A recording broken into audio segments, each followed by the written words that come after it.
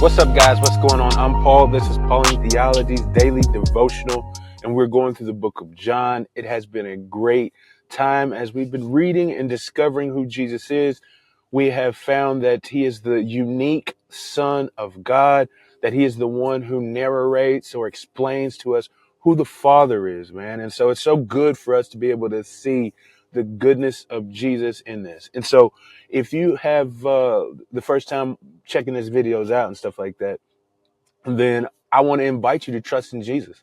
As you see, the name of the channel is Trust in Jesus Ministries, because that's the thing that we want you to do. And if you are looking to grow in a deeper relationship or to find out who Jesus is so that maybe you could trust him, man, you've come to the right place. And man, there is no better place than starting with John, because like I said before, we are getting to know Jesus. And as we learn and we know Jesus, then we know the Father. And soon, here in a couple more chapters, we're actually going to even take a deep dive into who the Spirit is. So you're getting everything here. You're getting everything here. Anyway, if you haven't read it yet, go ahead and check out John chapter 10, verses 31 through 33. John chapter 10, verses 31 through 33. We don't really read the scripture. We just talk about it.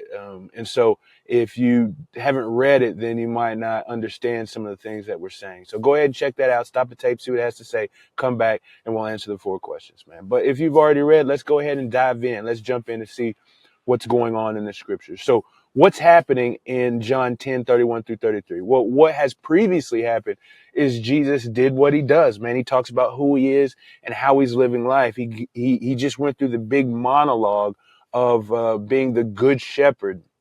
And now he finishes by saying that the Father and him are one. And because of this, the ruling elite Jews, Pharisees, they pick up stones, man. They about to mob kill Jesus, man. About to mob kill Jesus. And then Jesus says, like, why are you, like, for what work that I have done? And not only work, but a good work. And the word for good here is kala. And so it could actually mean something more like noble or beautiful. Like, what beautiful work, because everything that the Father does is noble and beautiful.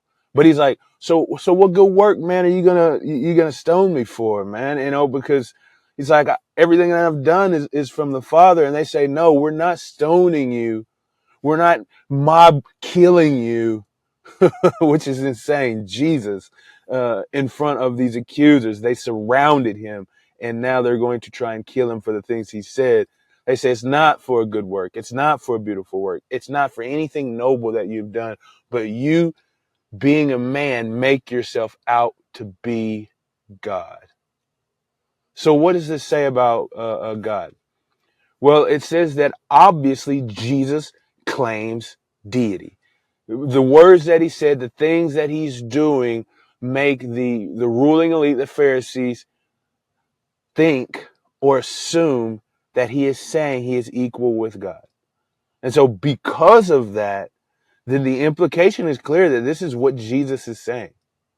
Now, he's not saying it in exact words or in really maybe the way that the Jewish people perceive it to be, because they're saying he is another God, placing himself on the same level. But he is saying he is the same God, the one unique God, just manifested in the second person of the Son.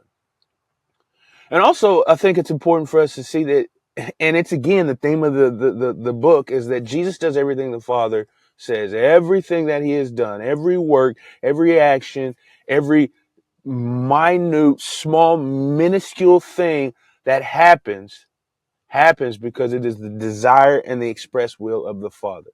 Jesus does that. He shows who the Father is, the heart of the Father. What does this say about man? I think that it shows that what Jesus offends people.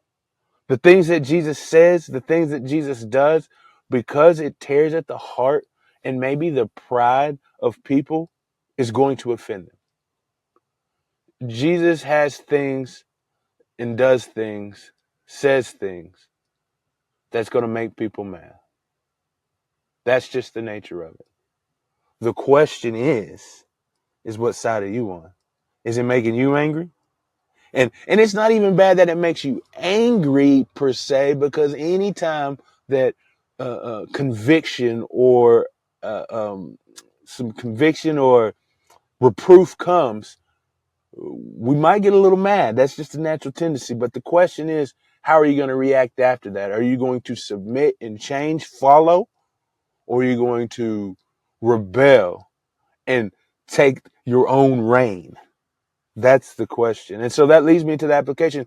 How do we apply these truths to our lives? Well, if we know that Jesus claims deity, this is one of the things that I wanted to talk about, because a lot of times when we encounter people and try and witness to them and talk to them about Jesus, they say, Jesus never claimed to say he was God in the scriptures. But here we see it. And so you can take them to this place that when Jesus speaks, and what he says is intentional, because Jesus doesn't make mistakes. Because if he did, then he wouldn't be following what the Father desires. And the Father is definitely not going to make no mistakes, because he is the first part, the head of the triune God. And so he doesn't make mistakes. And when they make the assumption, or they come up with the idea, or see that Jesus is saying these things and think that he believes he is God, that's what Jesus is proclaiming. That's what Jesus is proclaiming. So knowing that Jesus is God, then we can expressly tell somebody, or bring somebody to these scriptures when they say that he didn't say that. Another thing is, don't be so blinded about what's going on in our life that we miss Jesus. You see, the Jews and the ruling elite, we're going to read later on in the scriptures, it says that it's because they feel that Jesus is going to take away some importance, or some kind of ability for the Jewish people. They're going to ruin the peace that they have, or the chance to become independent. They believe Jesus is going to ruin that. And so they miss out on who Jesus really is because of their own agenda. And so I say here again, man, I say, don't let the circumstances of your life blind you from who Jesus is. Hey, I appreciate you guys for listening, and I will see you in the next episode.